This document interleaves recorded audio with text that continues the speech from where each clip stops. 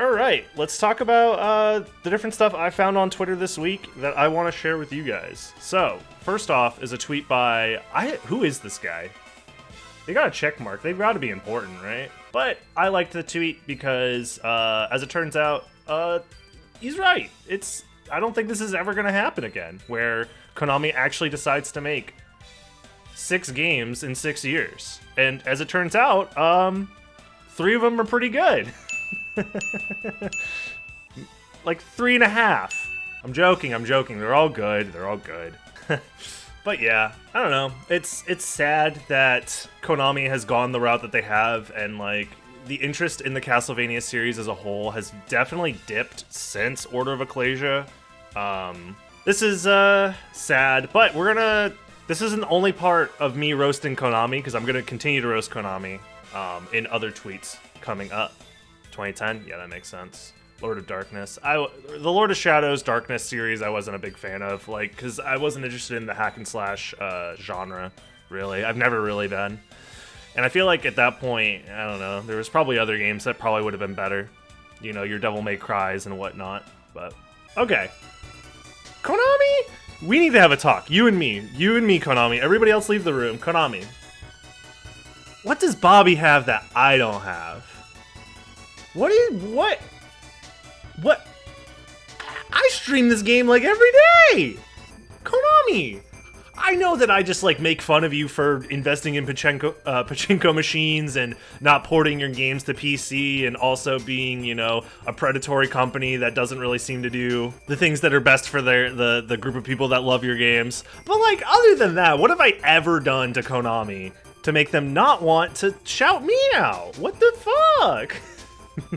He has Twitch partner. That's what it is, guys. If I get to Twitch partner, Konami has to acknowledge me.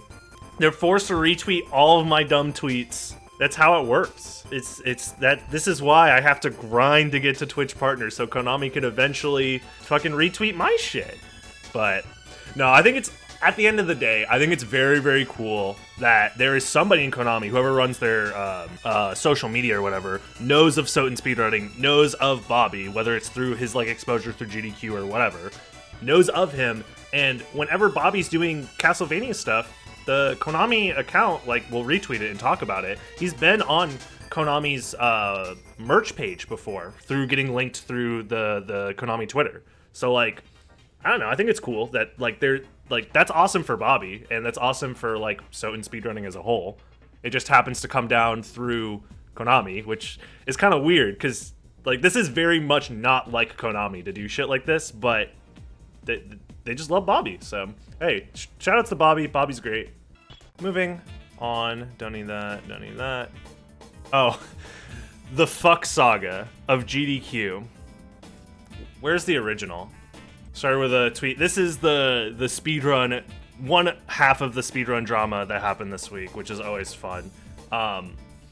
Some individual tweeting some dumbass shit, starting being downright banned from Games Done Quick, and it being grounds for banning a runner is so fucking stupid. And this turned into a whole like giant thread. I wonder how. I'll try and look through it to see if I can find everybody in the thread. But yeah, Twitter is a website where you make up a problem and then get mad about it. Because from my understanding, nobody has been banned for outright just I said the fuck word. That's never happened before.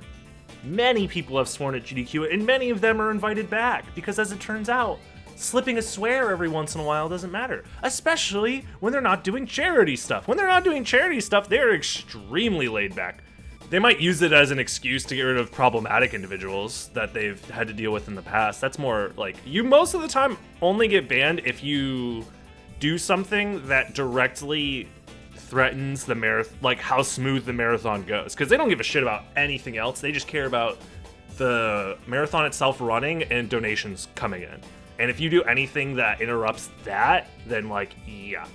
Of course they've done stupid bans in the past, but a big part of that is like, they see a problem with the event running, and then they're just like, okay, we just need to get rid of this. Like, get rid of this problem. And the only action they really have is just like banning them, you know? Making sure that they can't come back.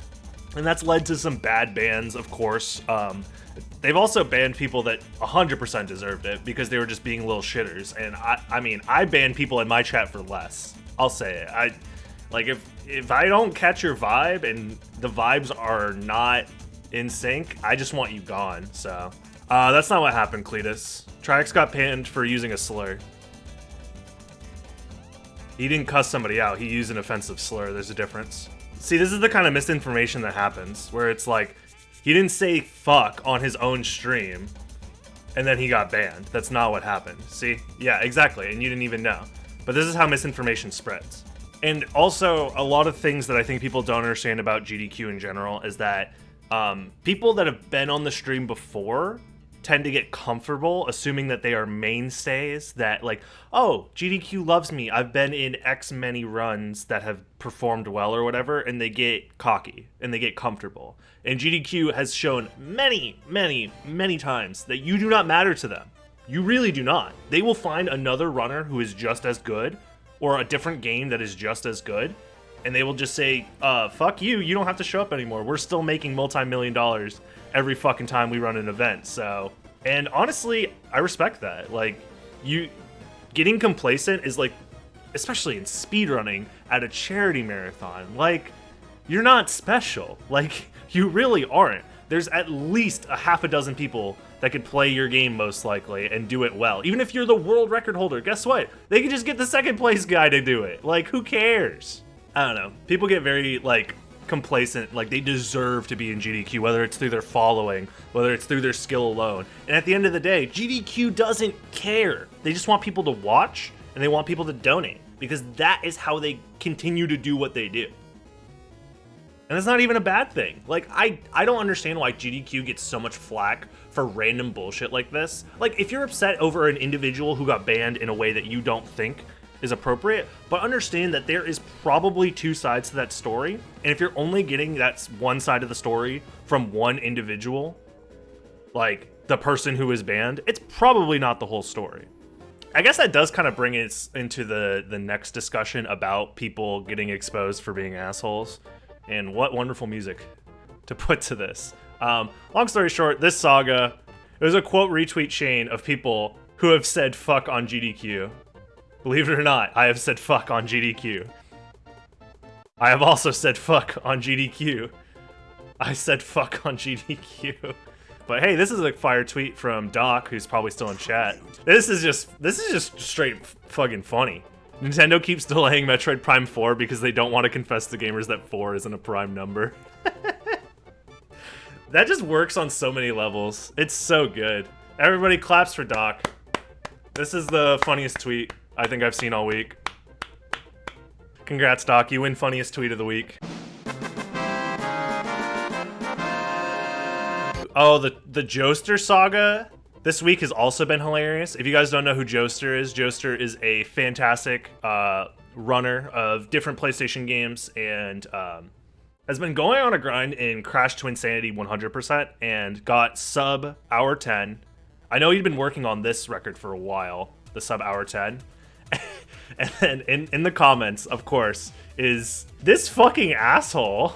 If you guys know Joe, he's one of the sweetest people I know. He's so fucking nice. You are a piece of shit, Joe. Happy I said you're full of shit before you banned me on your Twitch streams. Hope you get to catch Corona, you shit eater. PS die. It's the PS die. PS die. Imagine being so salty. Oh my god. I'm gonna end every fucking message with PS die. Another one? Fucking the tried and true classic. I could beat this game faster. Literally the world record holder. And some random fucking dude, I could beat the game faster. Is the reply in here? Here it is. Somebody photoshopped the leaderboard.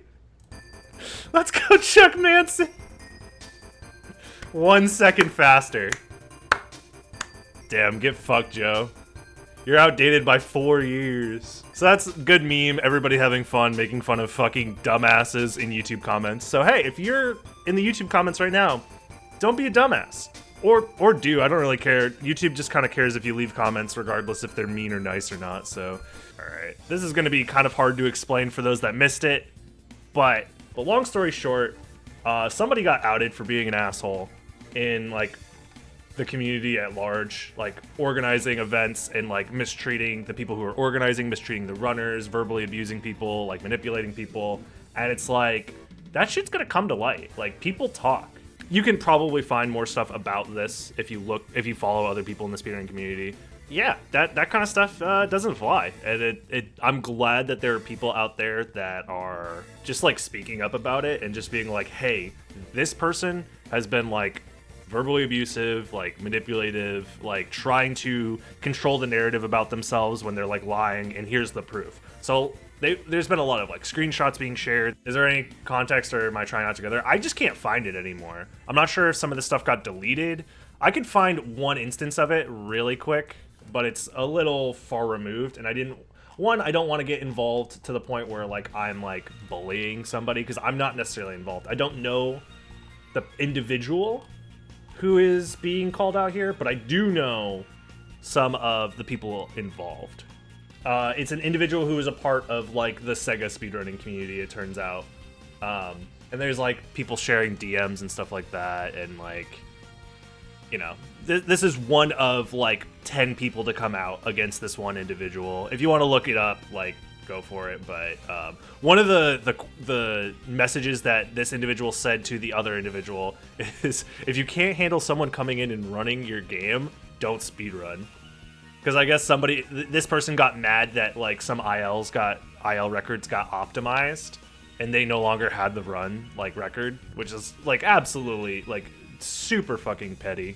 No, if anybody came into Soten and was trying to do this fucked up bullshit, our community kind of is like, this is the benefit of having a somewhat not gatekeepy, but like tough exterior in some of your community leaders / individuals that are just around the community enough, is that like this kind of bullshit doesn't fly. Because if you're weak and like have a weak temperament, or like are like causing issues, like people just stop interacting with you. It's like, I don't know, fuck off, I'm not going to talk to you, I'm not going to hang out with you, I'm not going to go out of my way to like, I don't know. It's like speedrunning in general is like a huge community with like people who are friends with other friends of other communities, so like stuff gets around, you know? Like if you're an asshole, it's gonna come back to get you eventually. So just be nice is the end of this story.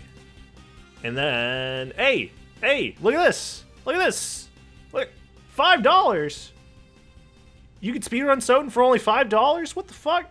Wow. If you have an Xbox 360, Xbox One, Xbox Series S, Series X, you $5, and you can get the fastest version of the game. Whoa, that is true. I guess this will be my last little thing about communities and speedrunning, because that is a problem, and I think one of the reasons why this individual has been able to persist within different communities and like continue to cause issues.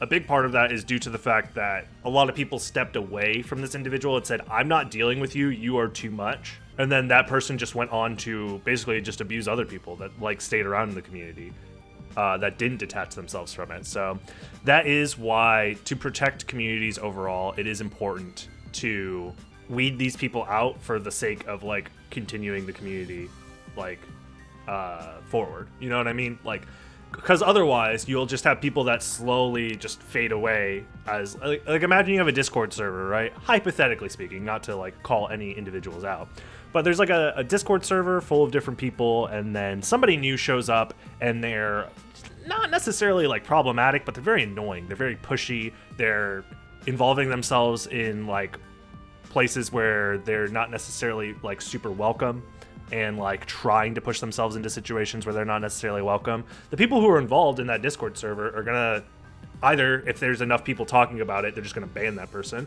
But if nobody brings it up as an issue, everyone's just gonna like go hang out somewhere else, and then that Discord server gets abandoned by the people that were kind of there before it. So, and the same can go for like any online space. So I'm just happy that this stuff is getting brought to light, even if it's like delayed being brought to light, but it because otherwise communities will suffer. Yep. It's difficult when nothing bannable happens. It's nice when you have proof that something bannable happened, because then you can just ban them, but when no one's technically breaking the rules, but they're involving themselves in a lot of like awkward social situations that makes other people uncomfortable, you know. Yeah, if someone just has an annoying personality, that's like obviously subjective, and it comes down to a lot more nuanced social decoding that, as it turns out, gamers aren't great at social interactions. Did you guys know this? Did you know that like gamers might not be the most socially aware people on the planet? Which, wow, that's crazy. I have a thing that says mod can remove you for any reason if people feel uncomfortable just for that. Yeah. I mean, that's one of the things that I do a lot in this channel is I'll ban people, and like there's not necessarily like a great reason other than I don't vibe with them. And if I don't vibe with them, then like the community that I'm trying to create is going to be impacted by it. So sometimes it's just as simple as like, you're just not fun to have around, so I'm just going to ban you because I don't like seeing your messages because they're not fun. So, and like that's hard to explain to somebody who doesn't have the social awareness to understand that that doesn't mean that you're a bad person. It just means that you don't vibe with somebody. And that's like a part of existing, is understanding like, oh, me and this person just kind of don't get along, and there's not much you could really do to change that, and you shouldn't try and force that. And that's the people who try and force it afterwards, those are the people that I think really do lack social awareness, because it's like, just cut your losses and go do something else. You know what I mean? Or just before you say something, just kind of get a vibe for how people like to interact within a certain community, and then try and figure out like, do I fit into this? And if you don't, again, that's fine. You just got to cut your losses and be like, okay, I don't vibe with these people, and then just leave. I feel like, and if I know that's not an easy thing for a lot of people to do, and social interactions can be very difficult. But like at the end of the day, like you got to learn. You got to learn. Otherwise, you're going to be nerfing yourself for the rest of your life, because like you can hide on the internet, right? But ultimately the internet is full of social interactions, whether they might not be face-to-face social interactions. They're still social interactions in groups of people that want to get together and want to communicate. So you're gonna have to figure those out, you know. And the other thing is like, people don't understand that text and doing things over text is extremely different than doing things over voice chat versus doing something in person, face-to-face. Different jokes aren't gonna land the same, different communication styles aren't going to be the same, and you do need to have that awareness to understand that like, this joke might be funny if I could speak it out loud, because I'll be able to have a certain inflection about it, or I'll be able to emphasize certain words in the sentence that gets the point across better than just like a flat text message. You know what I mean? That's why emotes are important too, unless it's Kappa. Fuck Kappa.